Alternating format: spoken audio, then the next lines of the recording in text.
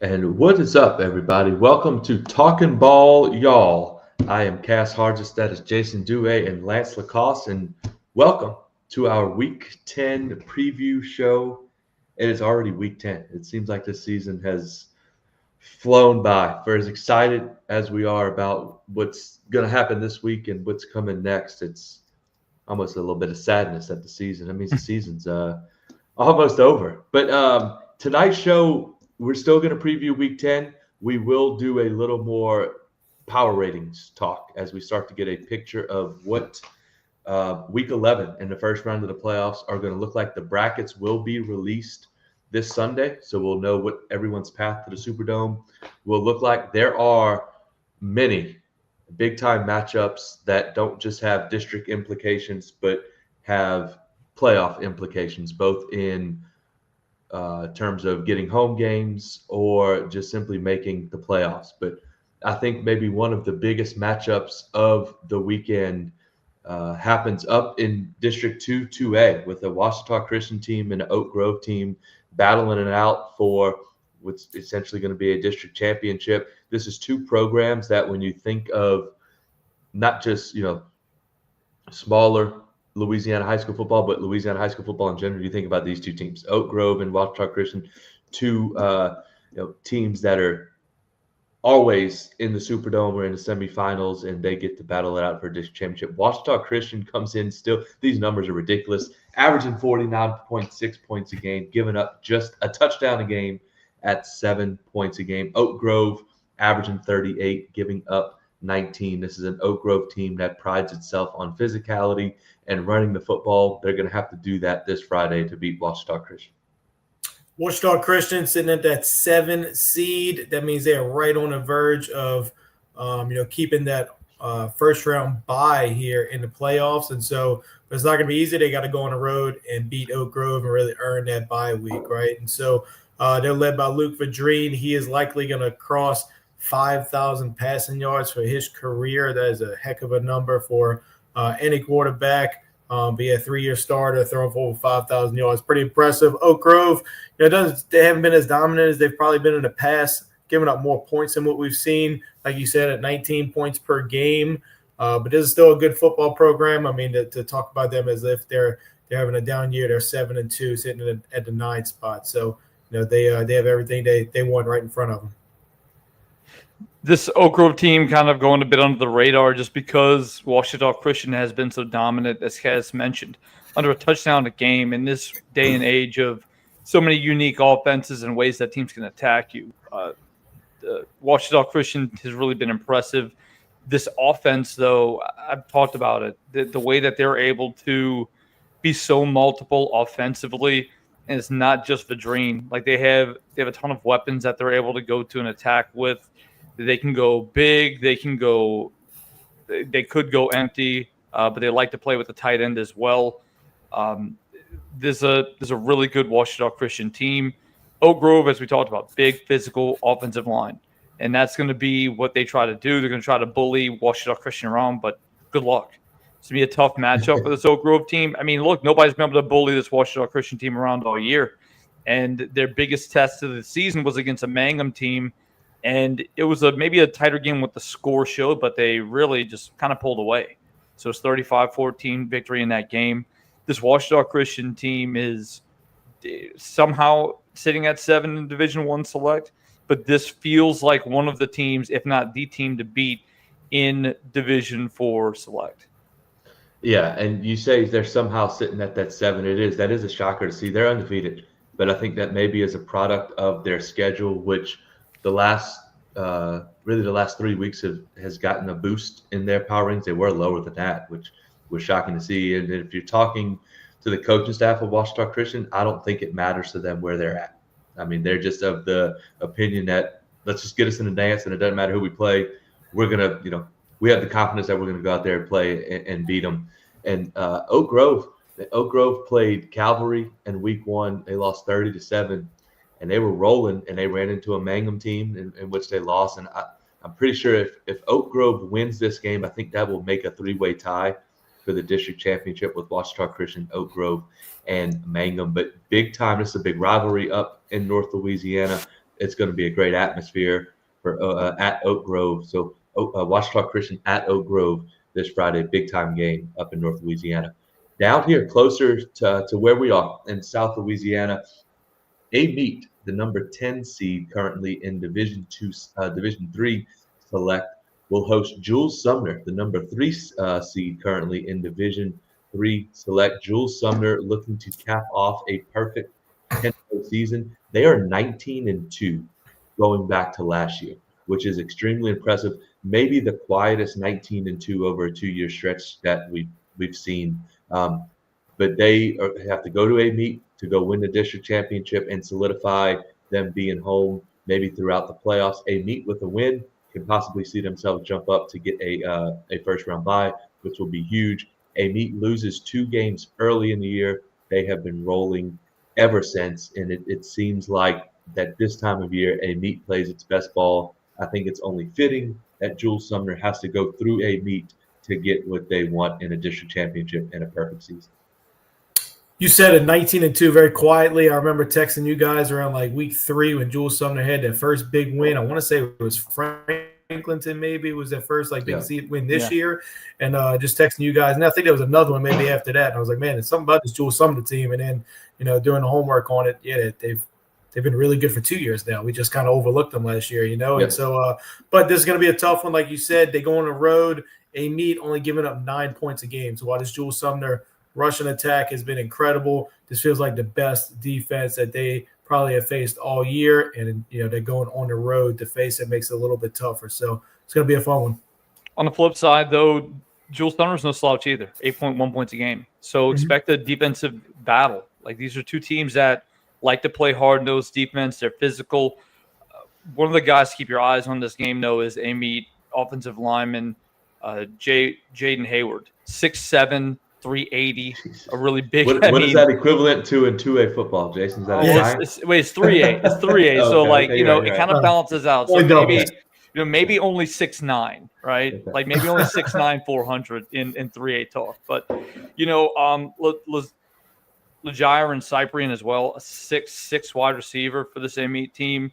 They've got athletes all over the field, but on the flip side, Jules Sumner, 2 really athletic running backs in Jamin Dyson, who also plays linebacker, really does a great job on both sides of the football, and Jeremiah Brooks, who's a really solid running back. He's shifty. He can make guys miss. But whichever team can come out and execute offensively is going to win this game. Both teams average Amite averages near 30 points a game. So I think this game could kind of go any way, guys. You really don't know which way because the defense is coming in, but because both teams have playmakers on offense. It's really going to be interesting to see. Yeah, and this Jules Sumner rushing attack, that's where they make their hay. That's how they score their points. It's going to be a balance of they want to control the football and control the game, but they also want to hit some explosive plays. And that may mean that Amite's offense is back on the field, but very interesting matchup. These two met last year. Jules Sumner won 29-27 last year. So I would expect something very similar this year as well. Another close game.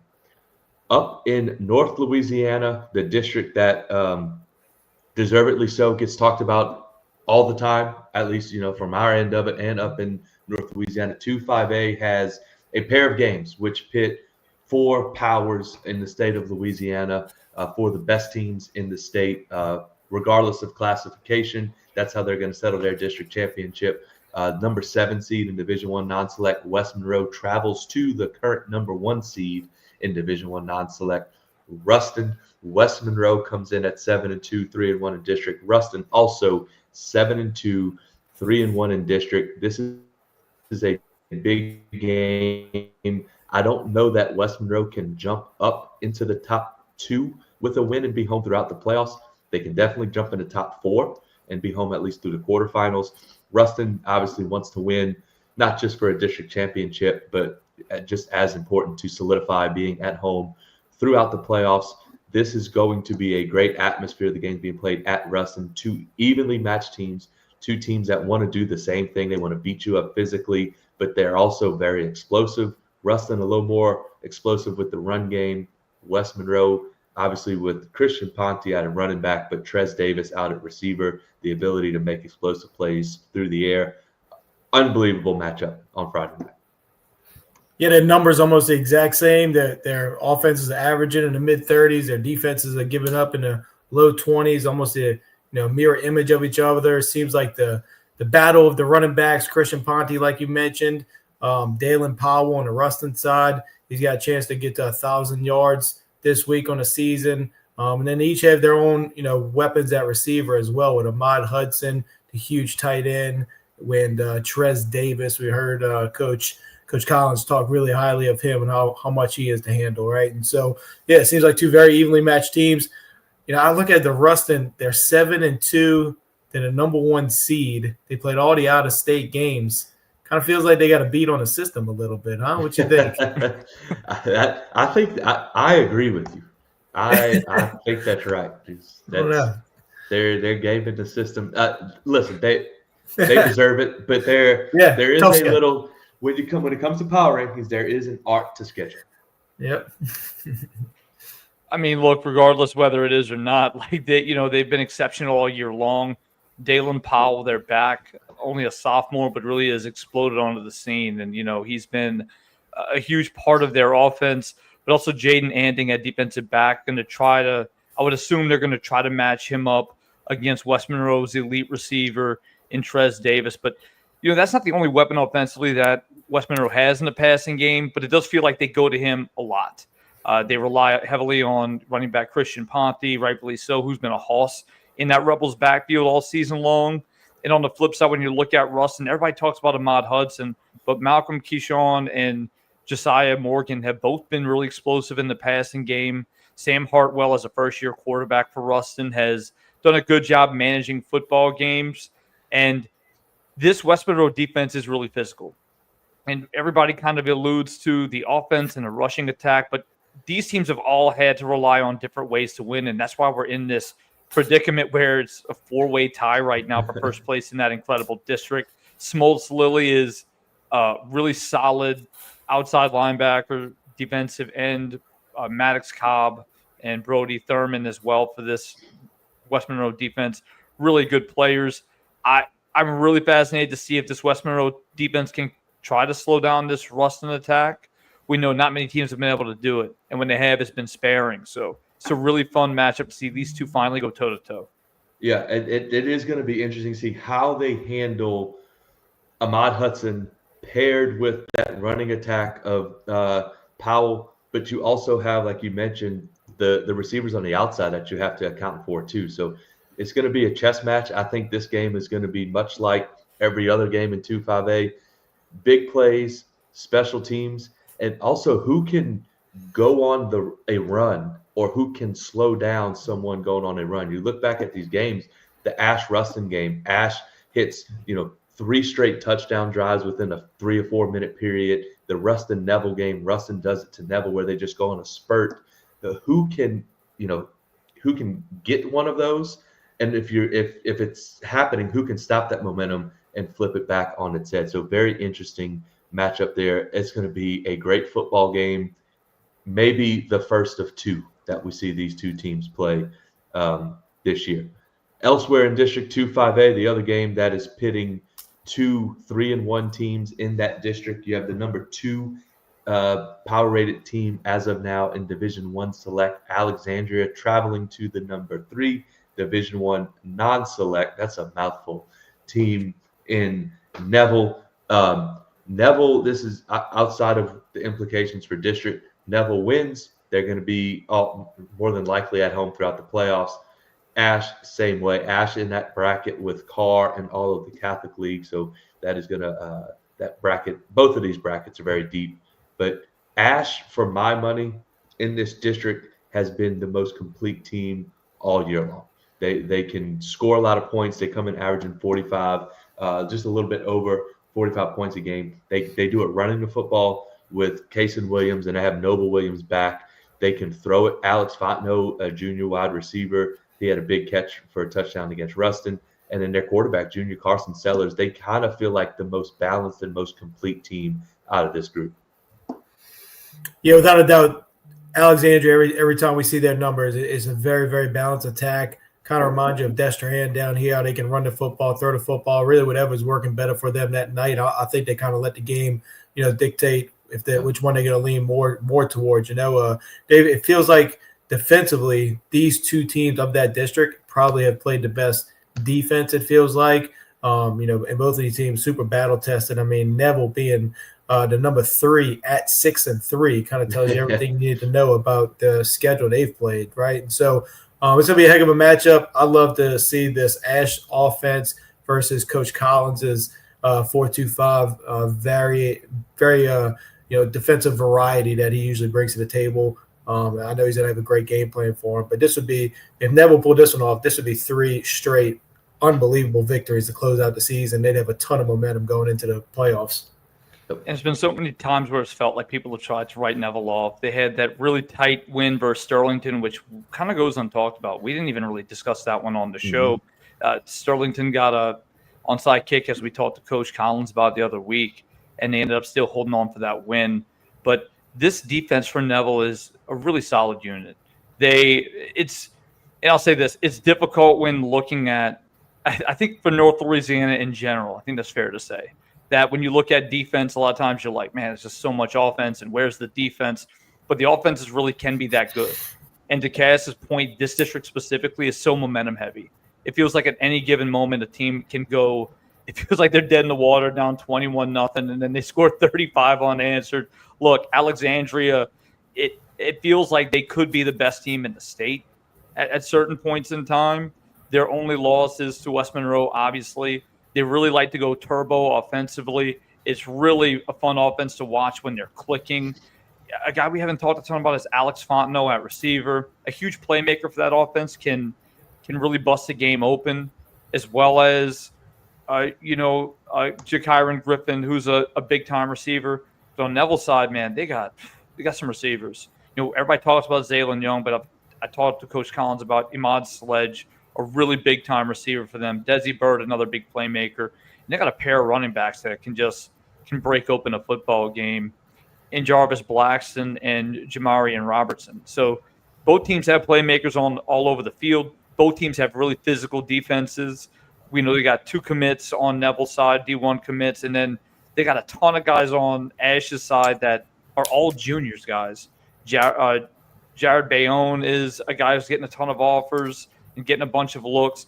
Xavier White's a senior, but man, he flies to the football, is really been impressive this season. And Bryson Phoenix is a guy who's really come onto the scene this year, has really been impressive, gotten a ton of looks and visits. On both sides of the football, there's a fun matchup. There's a fun X's and O's game, right? So I'm really excited to see how this one goes down.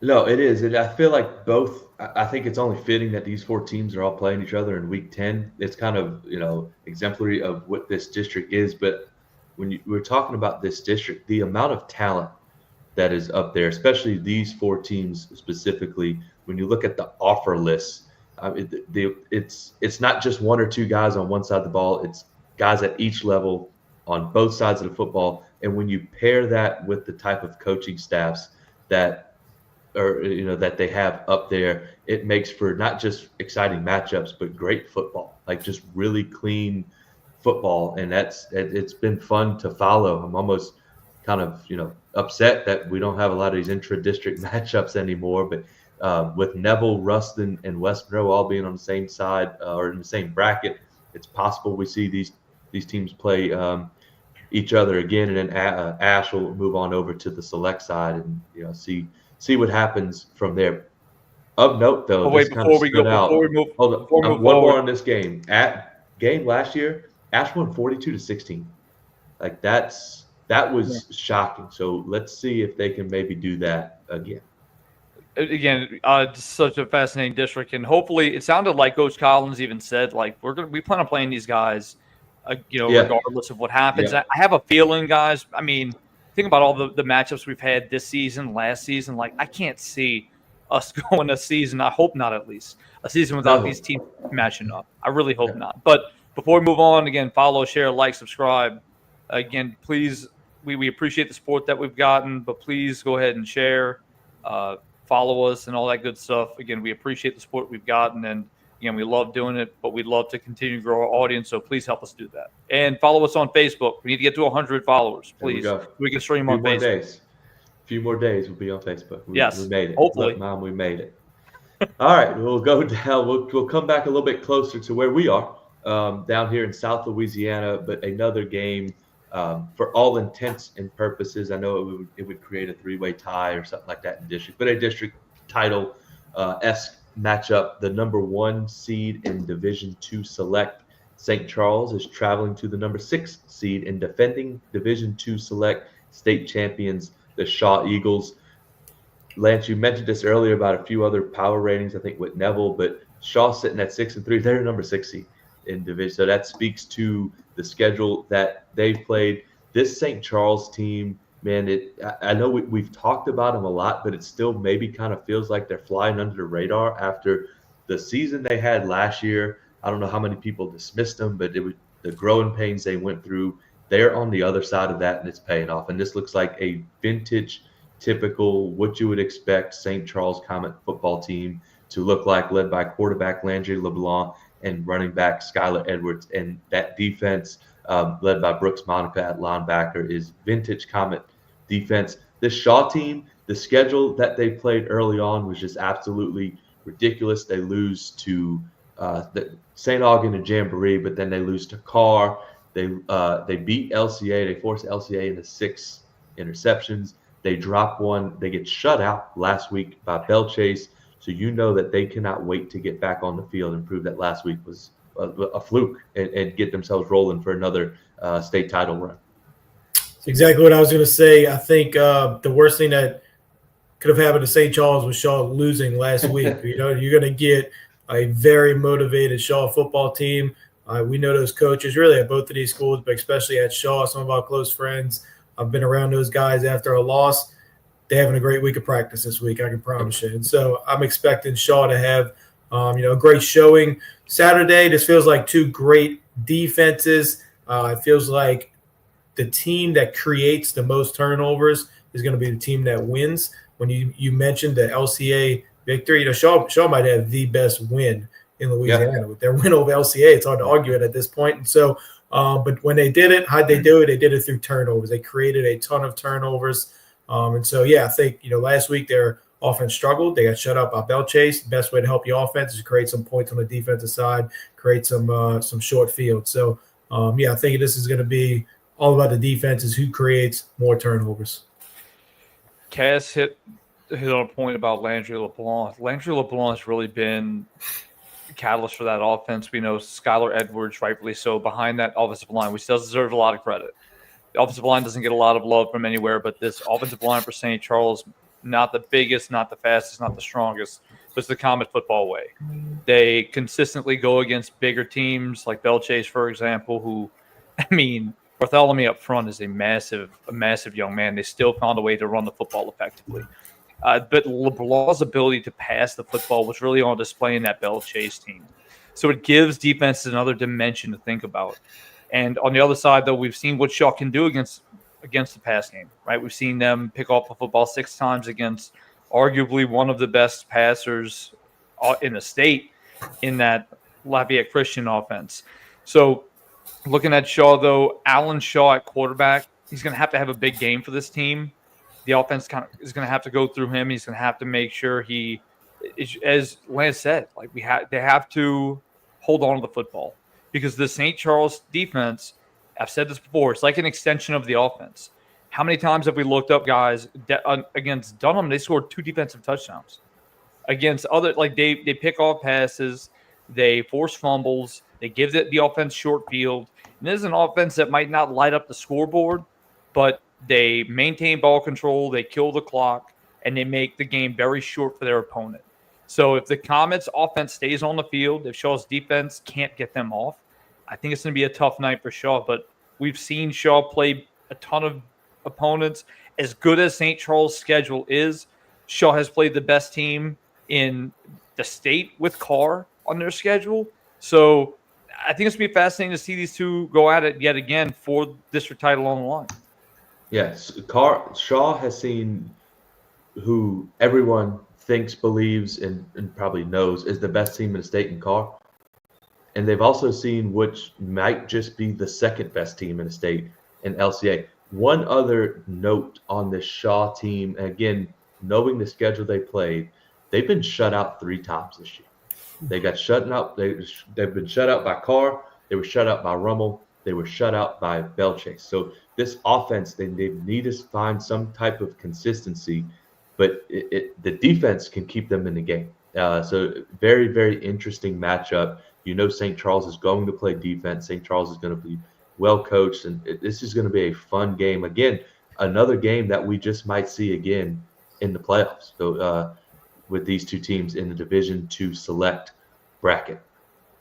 In 5A, down in the Catholic League, we've got maybe the toughest back-to-back games anyone has faced all year, with John Curtis coming off of a loss to Carr, facing or hosting St. Aug. You got to go Carr, St. Aug back-to-back. That is that's a daunting task.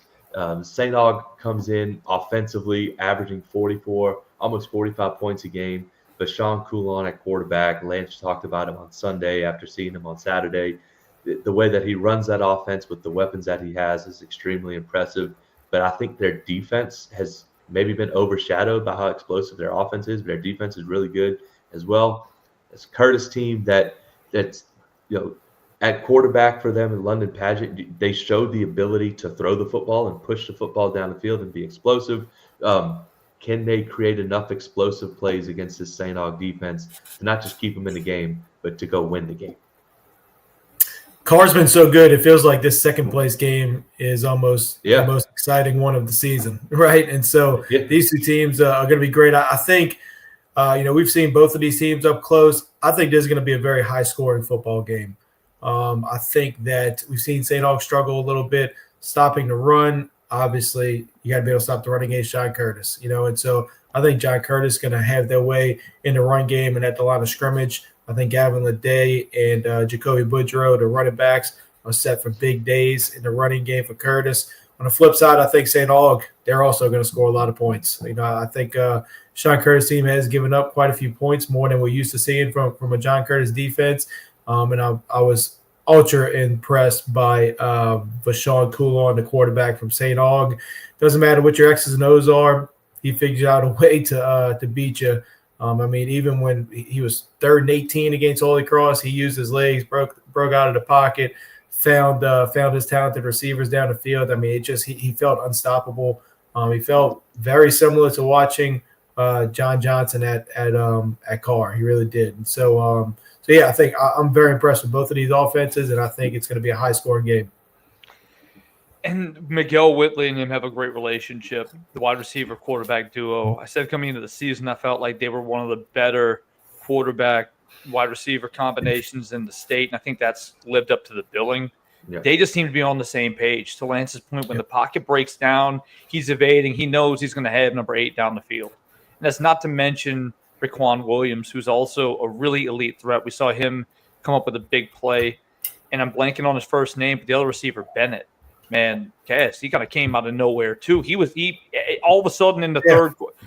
Miguel Whitley left the game in the fourth quarter, but Bennett lit it up in the third quarter. He had a great quarter of play and kind of like the second half. Yeah, like he kind of carried that passing game in the second half. So also Sire Gilmore at safety came up with a bunch of big plays. He's going to have to make some big plays, but also Ty Dominic up front. We know that Curtis has a very physical attack. That mesh point is in the line of scrimmage. So when they go to hand off the football or go with that veer option, it is inside the line of scrimmage, a yard up the field. So if you're not playing the football, if you're not playing your assignment, then you're in trouble. This 4-4 defense of St. Aug has a chance to beat it based off of personnel, based off of the way that they want to play. They like to put a lot of linebackers on the field. I think that bodes well. However, Curtis has guys on the outside too, right, Lance? We watched this team play. DJ Horton on the outside is a big playmaker for this offense. We know that this offense can pass the football, and their defense can step up and make plays too. Jules Tapp made a big interception against Holy Cross in that ball game and took it the other way. PJ Mackion, junior safety, has an offer from Florida, and Nichols is a big playmaker. Like, they've got talent at the defensive back position, and we know that's what St. Aug might try to come out and do to try to expose that defense a bit. But this is going to be a tough defense to go against with this John Curtis team. I know Lance has set that as to be an offensive game, and it very well could be. But if the offense gets a little too hot for St. Aug, Curtis is going to run the football, and they're going to try to melt the clock. And the question is, can St. Aug get off the field when they need to and put their offense back on the field? I think that's going to be the key right there. Is if St. Aug can score quickly and kind of turn it into a track meet, can Curtis, while also holding the football and keeping the time of possession in their favor, can they also score to keep up? And I think that's going to be a key. Also, and we talked about this for Curtis going into the Carr game, showing the passing game and being able, they're not going to go out there and rely on the passing game, but make it a weapon to be respected. I think if they can do that against St. Aug, they have a chance to put up a lot of points. This game also big, but these teams are 5 and 6 in the power rankings right now. And depending on how it shakes out, and I'll be honest, I don't like looking at power rankings as a coach because I don't really understand them. I just, like, if you win, it takes care of themselves. But somebody's going to be on Carr's bracket, on Carr's side of the bracket, and that this may go a long way in determining who has to play Carr in possibly a quarterfinal or semifinal, and who doesn't. So another big game aside from the district standings.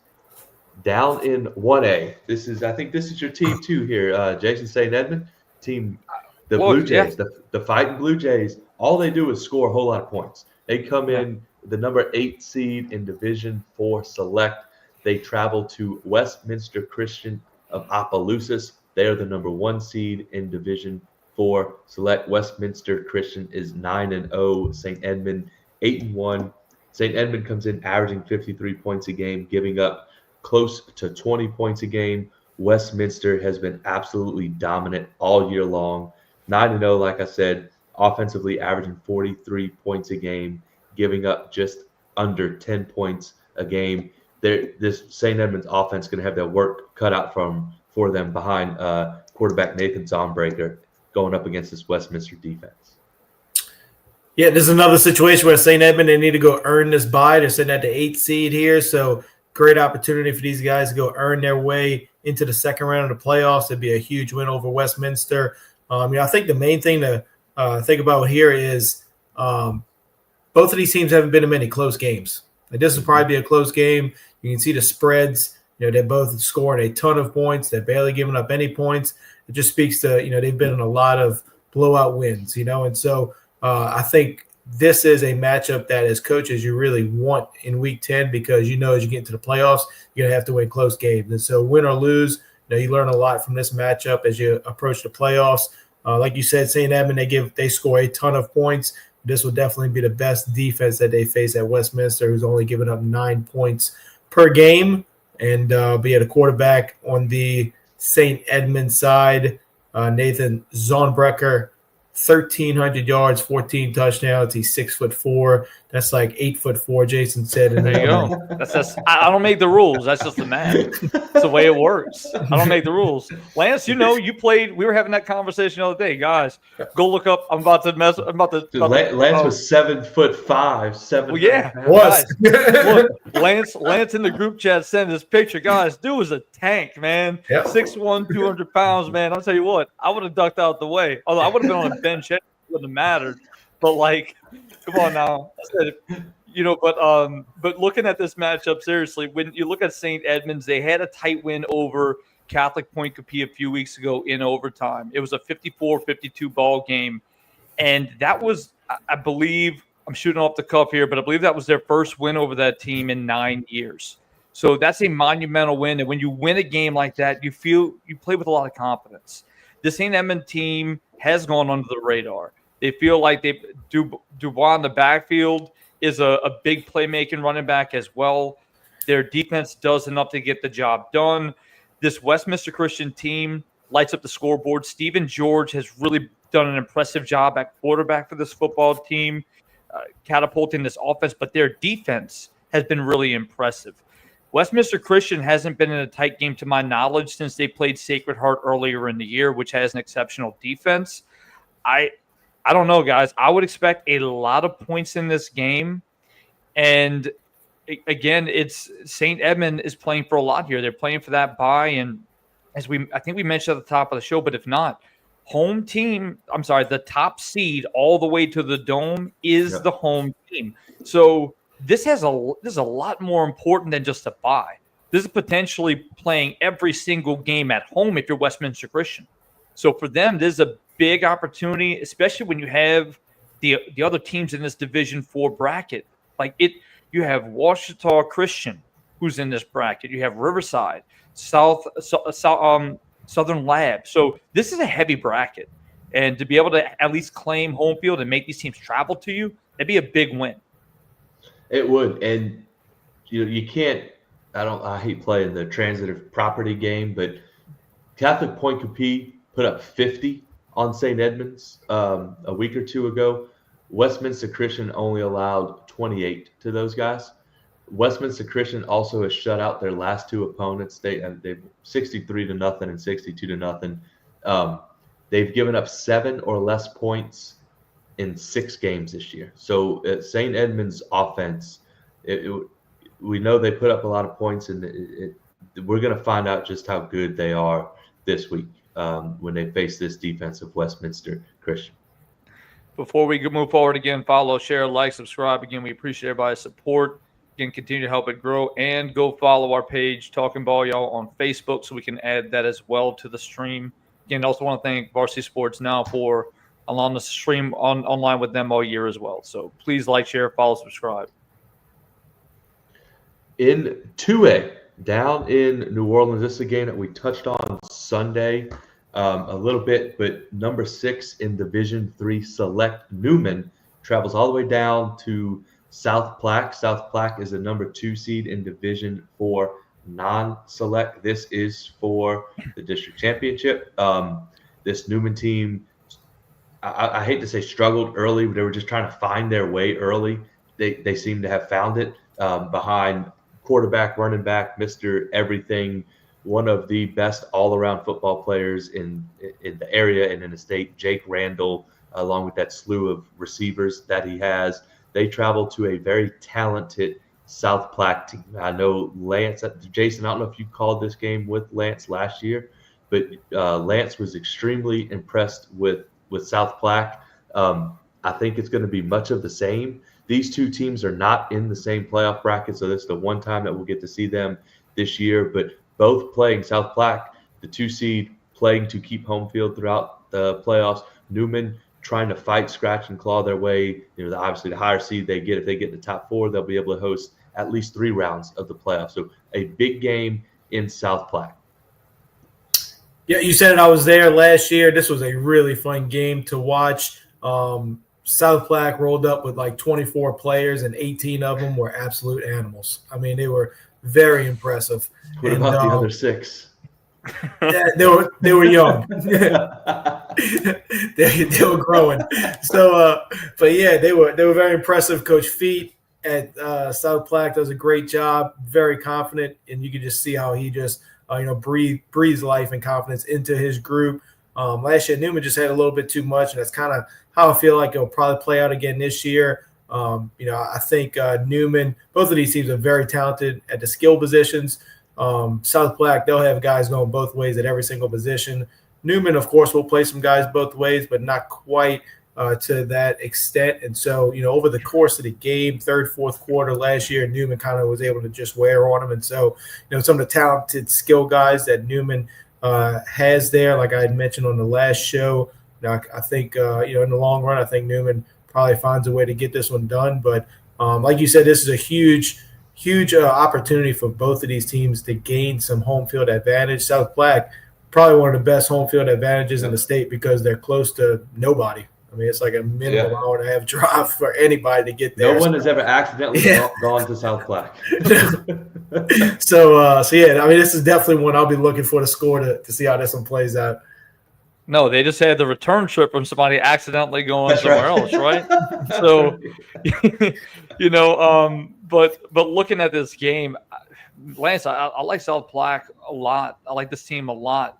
You mentioned having seen them last year. They return a bunch of guys, and namely, you have a fifth-year quarterback in Rod Parker. That's right, a fifth-year senior quarterback. He plays some linebacker as well. Dean Ancolade, fifth year starter. Like, they got fifth-year starters on this team. They have the experience. Dean Ancolade's been a guy that plays linebacker, running back for them, kind of does it all.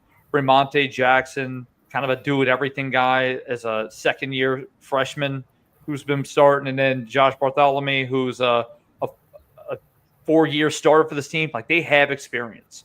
So they've already kind of seen Newman in the past, and maybe they feel like this offense isn't as versatile without Eli Friend. However, we know the amount of weapons on this Newman team makes him extremely explosive. Hendricks Hill is a really incredible receiver. He's going to, again, continue to grow in attention, and rightfully so, along with those guys, George Lupin, Charles Wilson. And then, of course, you have A.J. Abdul and A.J. Yunusa. Good grief. Yunusa, who, again, basketball guy, but only a sophomore, but really does a great job at linebacker. And, of course, I can't pronounce his name, and Lance has to correct me because that's what we do on Friday nights. But, this Newman team has really found themselves. So this will be a fun one to watch, and more so for momentum for Newman, I think, moving in, and also, like, they could use that home bye because this is a deep Division III. We know LCA is the front runner, but any given week you can catch a team. And even when you're granted a home game, as we know last year, you're not guaranteed to win. So at least having that home game would be a big win for this team. Yeah, no, definitely a big momentum builder possibility, especially for, like you said, a team like Newman who's seemed to kind of figure some things out. And if they can get hot, and I hate saying get hot because it makes it seem like they're not that good, but they are. But they start playing their best ball now. They this might be the year. This might be the year that they can get into the playoffs, get a good draw, and see what happens. Back up, we go from South Platte, which is what did Lance say, close to nowhere. That is accurate. At the bottom of the state, we go all the way up to the offensive capital of the world in District 1, 5A for undefeated and number 2 in Division 1 non-select Parkway, traveling to Evangel. Evangel comes in, as it stands now, as the number 12 seed or 12 power-rated team in Division 1 select. They're 7-2. Their 2 losses are to 2 of the probably top 4 teams in the state, in Neville by 1 point in week 1 and to LCA by 2 just last week. This game is I know we said this about the LCA Evangel game last week, but I feel a little more confident saying this one is going to be high scoring. With these 2 offenses, Parkway and Evangel, both come in averaging both exactly 51.9 points a game, giving up exactly 27.8 points a game, according to our stats. That's correct stats. Okay. At least according to what I found. Okay. The stat guy double checked it, and it was accurate. So unless I'm wrong, which I might be. Shout out to the stat guy. Yeah, that's he's awesome. I believe it. But this is Parkway has not played outside of district, obviously, has not played the schedule that Evangel has. But Parkway has done exactly what you think they would do to that schedule, and they just put up points on everybody. This is a huge game for them. Obviously, the top 2 seeds do not have to leave home. So Parkway can solidify that. They're at home through Dome. Evangel, I don't know if they can get into a top 8 and get a bye, but obviously the higher you are, the better draw you're going to get. So a big game for Evangel as well. Aside from this is also for the district championship. Yeah, you got to think that Evangel would make a nice little jump if they beat a team with 9 wins, Yeah, so I'm shocked that they're down there at 12 right now. I thought they'd be a little bit higher. Guys, when you got to remember, man, when they're so deep, here's the thing, right? We always talk about, man, the split. But, like, when you look at both brackets, select and non-select, they feel so deep. Like Yeah. both division, especially both Division I brackets.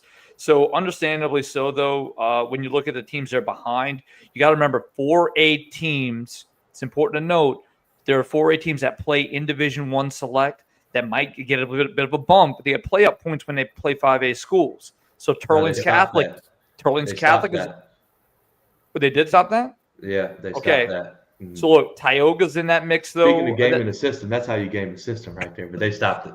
But look, 4A teams that are above them right now: St. Thomas More, Tioga, and Turling's Catholic. So those 4 teams, despite being 4A schools, are above them. So that kind of adds to it. It's definitely interesting. Like, it's very Yeah. interesting when you look at the way it breaks out. It's hard to wrap your brain around. But anyway, I think this Parkway team has put up a ton of points.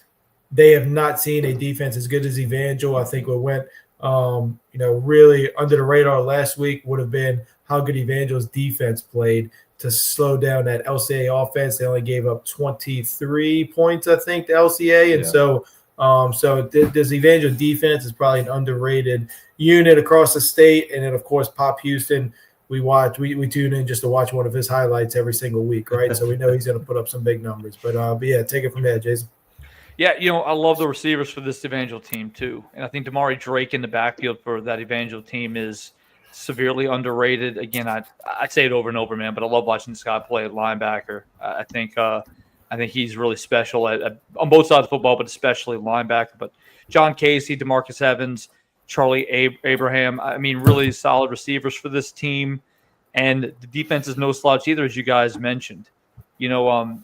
Bennett Spear has been a big playmaker for this defense. Has really been their big tackle guy, and he's going to have to be a big part of this game, right? Parkway has so many explosive offensive weapons. Caleb Williams at quarterback, who was hurt last year, has kind of been full speed all year, has really done a great job operating that offense. Antonio Gladney might be one of the most underrated weapons in the state. And you have Gary Burney, who's a 6'4" receiver, and he's been making big plays the entire year. You want to toss the ball up, he's your go-to guy. And freshman A.J. Johnson has really been a spark plug in that backfield. On the other side for Parkway, J.P. McGovern has been a big player at defensive back for that team, along with Mark Copenhagen, who plays outside linebacker, plays safety. They move him around a lot, on a team full of athletes, is a really solid return man for this team as well. I really think this Parkway offense is explosive, but as you guys mentioned, have they played a defense as dangerous and physical as Evangel? No. But we've seen Evangel, even playing in that district, playing some games that you felt like maybe could be more of a defensive struggle, and it still turns into just a shootout. So, but Evangel's had some impressive defensive performances in that district, considering how many points have been scored. So we'll see. I think the big matchup is Parkway's offense, Evangel's defense. Yeah, no, and I think the best, even though it was in a loss, but their best performance defensively was last week, not just because they held LCA to 23, 24, whatever it was, but just the team they did it against. And then just seeing that a week ago, I think gives them an upper hand with Parkway. But as most of the matchups that are in this district, I think it's less about whose defense can make stops and whose offense can just continue to score. I think they go into the game knowing they're going to have to score almost every time they touch the football. So whose offense can just score? So it'd be interesting to see, but I feel confident saying it's going to be some points scored up in Shreveport. Back down in the New Orleans area, a big game, maybe not so much. I believe this game is also probably for the district championship, Chalmette and Salmon. But power ratings wise, this game is huge. In Division I non-select, both of these teams are in Division I non-select. Chalmette is 25, Salmon is 24. The Salmon offense, led by DeJohn Howard, the quarterback, is really explosive. They've put up a lot of points all year long. The Chalmette defense, I feel like they may be one of the better units in the area. We're just kind of waiting for them to put it all together. It almost feels to me like Chalmette, after the run they made last year, it's almost like they were waiting for this time of year to almost turn it on. They lose a heartbreaker to Slidell in overtime last week. This is a big-time game. I don't know that the loser is necessarily out of the playoffs. I don't think you want to chance it. But if you win, you're in for sure. And if you lose, things could get dicey. Yeah, Salmon's a pretty balanced attack. They're more run heavy than pass, though. And so in there, I think I like the matchup with Chalmette because these linebackers of Chalmette are so good. Tyree Darrensburg, the middle linebacker, going to South Al. And then Jaden Ellis, he was super impressive when we saw him, as well as Tim Taylor up front on a D line. And so I think back to when me and Jason saw the Chalmette team against Holy Cross, one of them maybe more impressive deals was Keyron Smith didn't get a whole lot going against the Chalmette defense, and that's because of how good they are in the box, how fast they are. I mean, Jaden Ellis kid he was all over the place, just a great tackler, and the D-line does a good job of freeing up these linebackers, and so I think Salmon's going to have to find ways to throw the football in order to win this football game. Spot on. I agree. I think this Chalmette team in the box is really, really a solid group. Of course, they do have some guys in the secondary that are some solid playmakers as well, but Salmon's offense kind of has shown the ability to do it all. And I think when you look ultimately at this game, Salmon is going to have to find a way to pass the football because I think Salmon's defense is going to shut down the run at some point and try to pin their ears back and come after the rush. The big question is, can Chalmette's offense stay on the field? Can they continue to find offense behind Breeze Wilson? Can Dana Antoine make some big plays in the pass game as well at receiver for this offense? But ultimately, I think this is going to come down to, can Chalmette force Salmon into predictable situations, and can they shut down the pass? Yeah, no, the Chalmette defense, we're so high on them all year long, and it's not like they've played poorly. I just think maybe we thought we'd see a little bit more for them. It kind of seems like now's the time to do it. They're so experienced. They've got their quarterback Breeze Wilson. Some of the plays that he's made all year long, but specifically last week against Slidell, he made a throw to send the game into overtime on an out route that, like, the ball's thrown anywhere else, it's a pick. Probably a pick six. So he's played really well for this team.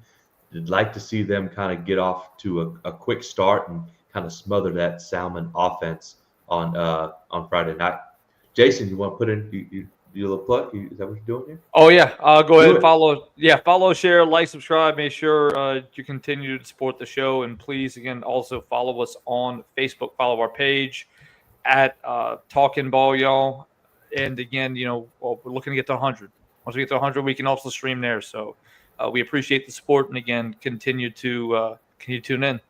Well, we'll be all over the place once we're on Facebook. We're going to do ESPN. Is that next? If we can make our own ESPN, we can make Louisiana's SPN if you want to. There you go. There you go. That sounds good. I want to go to this one game because I think it's a rivalry in the same city, but also for what they play for.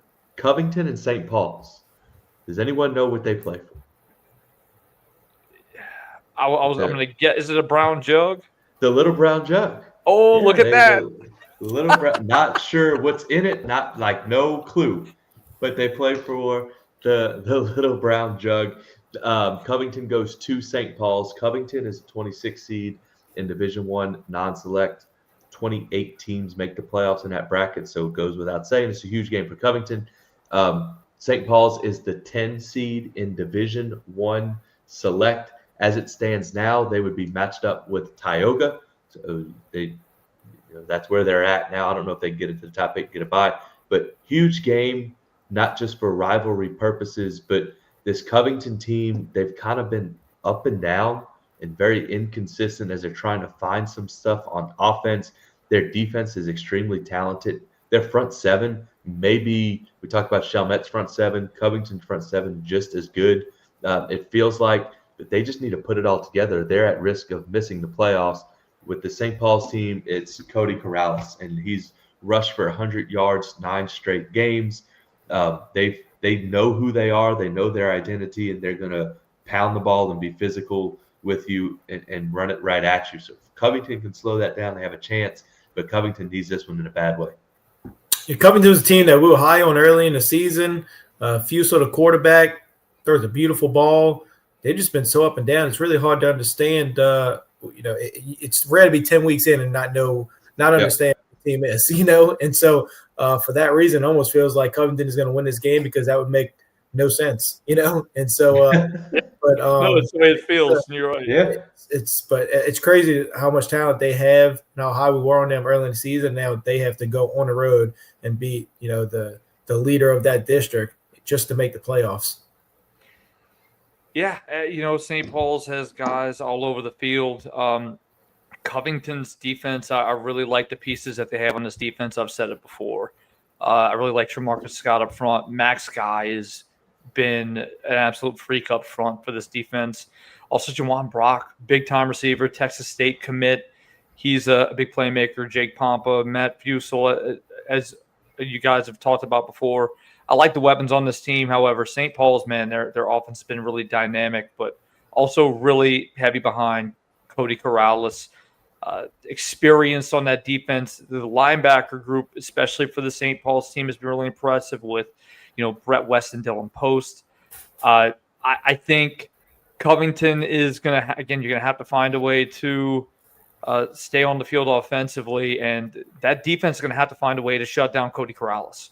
If you can't shut down Cody Corrales, then you're going to be in for a long night. So ultimately, that's what it's going to come down to. Can Tremarcus Scott, Max Guy, this defense of Covington slow down this rushing attack?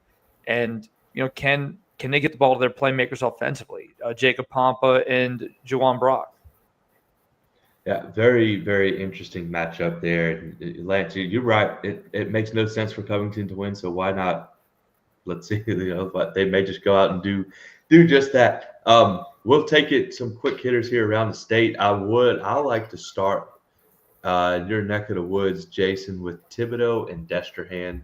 This is such an intriguing matchup. Obviously, we know what Destrehan is. We know what they have, how good they are. This Thibodaux team, 8-1 on the year. Their only losses to Hahnville. They have an opportunity for not just a huge upset in terms of beating Destrehan, but to get a huge jump in the power ratings. They come in currently ranked 11th in Division I non-select. Destrehan is 6th in Division I non-select. But the biggest test of the year for Thibodaux, Destrehan's been there, done that. They've, we know what they're made of. They're battle tested, but it could be a huge program-defining win for Thibodaux.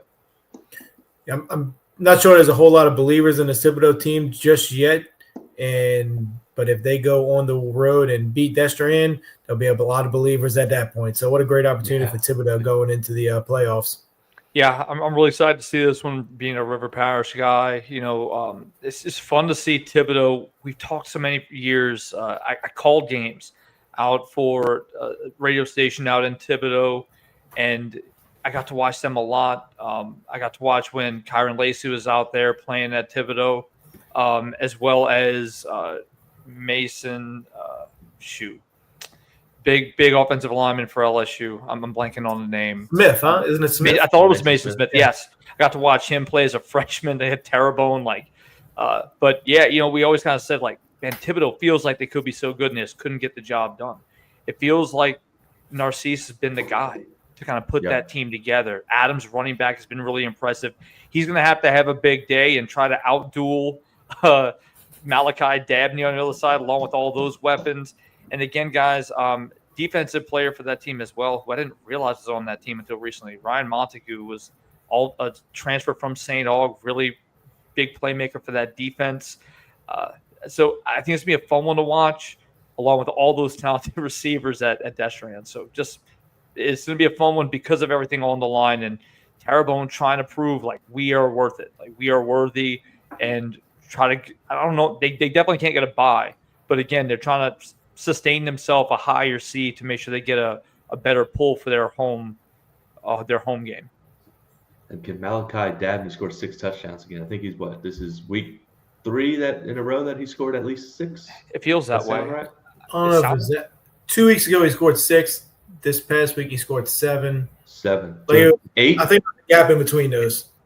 Oh. 7, 8, 9. You just did something, Lance. You just did something that the kids do now. With the I'm about to say, 6-7. please don't. Yeah. Please don't.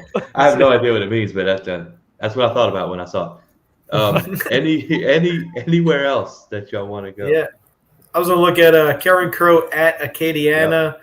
Karen Crow coming off of a 70-point defeat. So can those guys turn around there? I mean, they've played a great schedule. So got to think they'll come out ready to play. Acadiana, believe this would cap off a 7-game win streak to end the season. I think I remember talking about that early in the year as a 0-3 start, finished 7-3. Not quite the normal season there in Acadiana, but what a way to finish.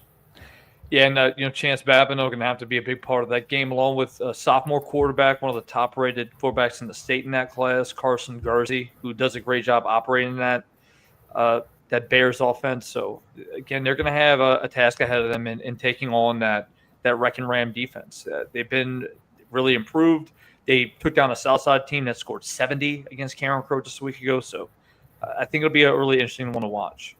These two teams too, they're both in Division I select bracket. Karen Crow's the 15 seed, currently Acadiana the 17 seed. It's possible we see these two teams play 2 weeks in a row. It's happened before. Yeah, it happened before. St. Charles had to play Lutcher when my brother was in high school, back-to-back weeks. I mean, what are the odds of that team winning twice in a row, though? Like that feels like that'd be a really monumental task. Yep. Yes.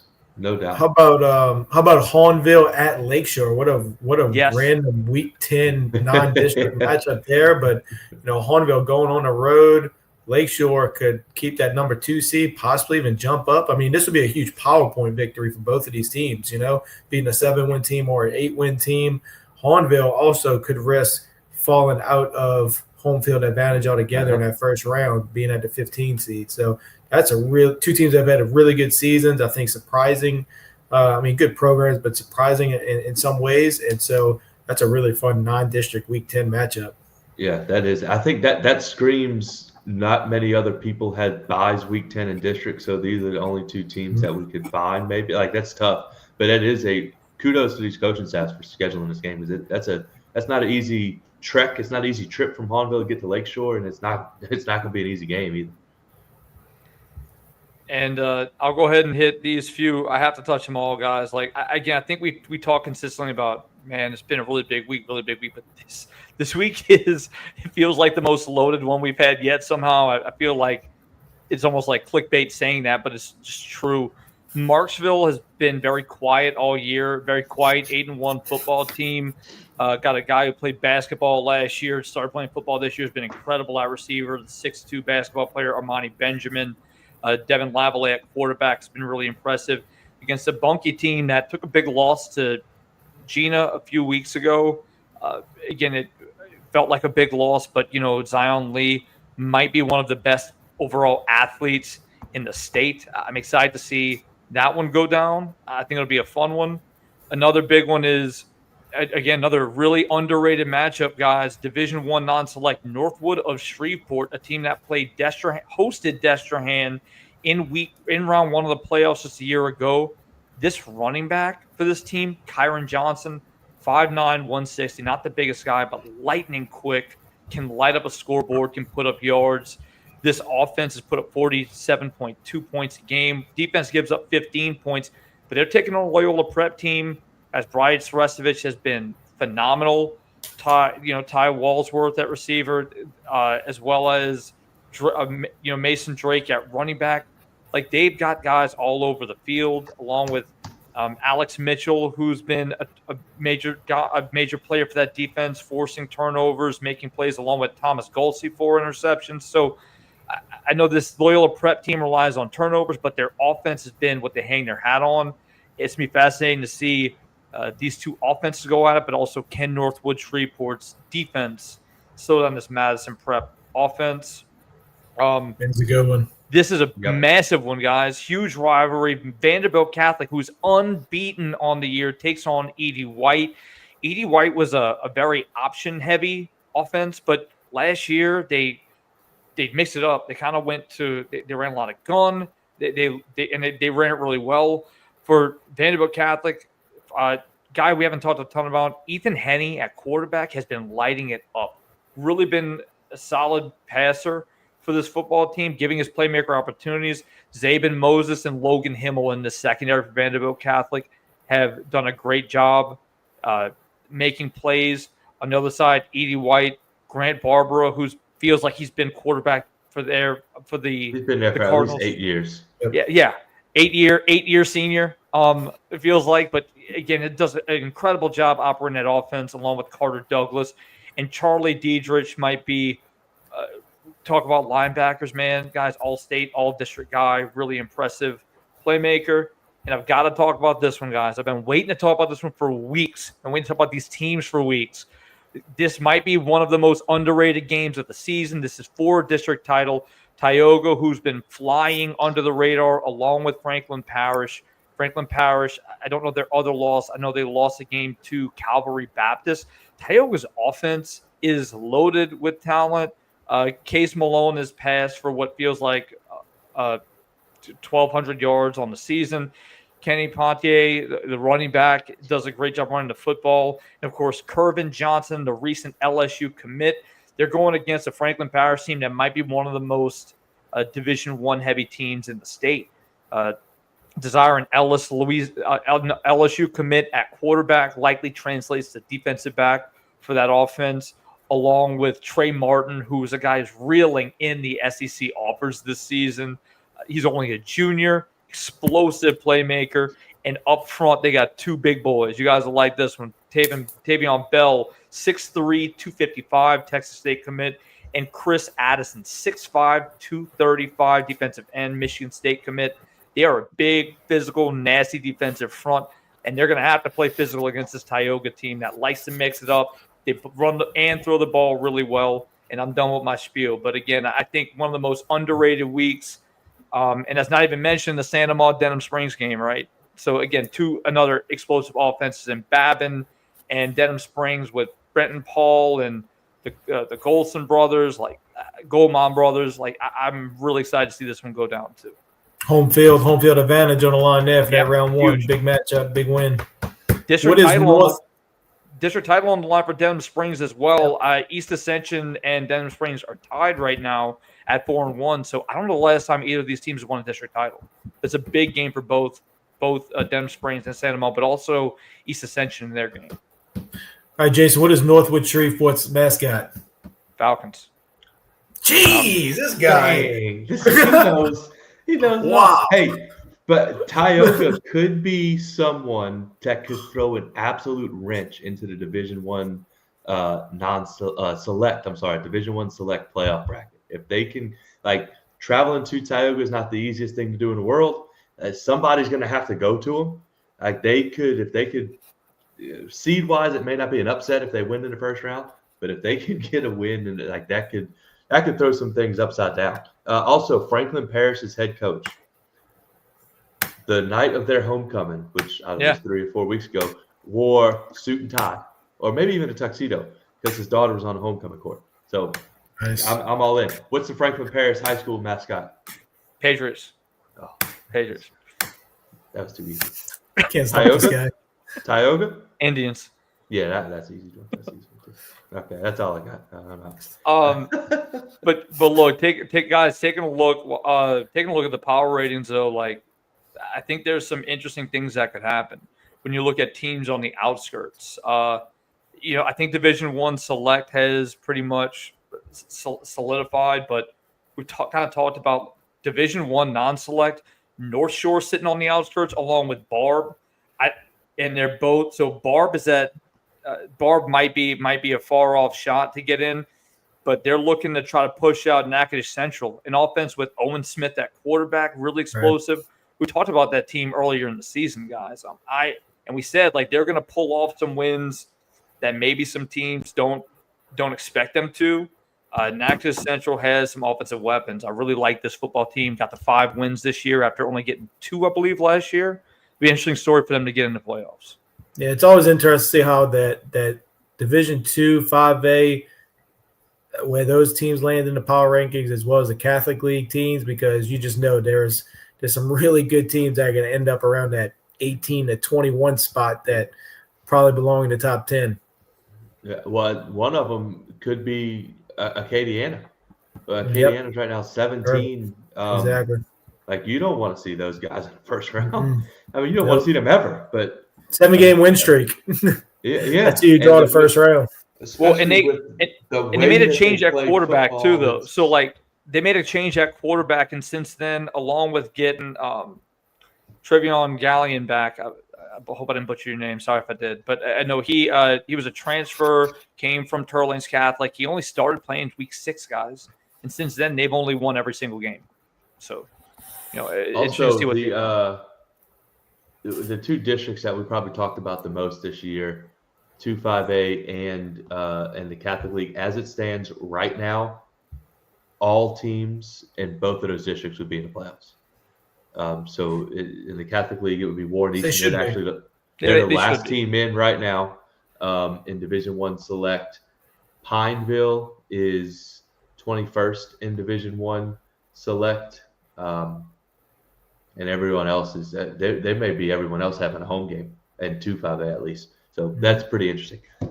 But no, next time we do this, we'll have a playoff bracket on Sunday. So we'll get into that a little bit. I know on next Tuesday we'll take a deep dive into the playoff bracket. So thank y'all for following along. Like, share, subscribe. Go join us on Facebook. Tell a friend to do the whole deal. This has been a blast, and we're just getting started because playoffs are going to be just as much fun. I can't wait to the next 5 weeks. It's going to be fun to follow these teams as they try to take their path to the Superdome. But next Sunday, we will recap some Week 10 stuff, and we will talk about the bracket as it comes out. Tuesday, we'll take a deep dive into all of the brackets to preview round 1. Thank y'all for watching so much. Talking ball, y'all, for Jason, Lance, I am Cass. We will see y'all again on Sunday night to talk about some playoff football.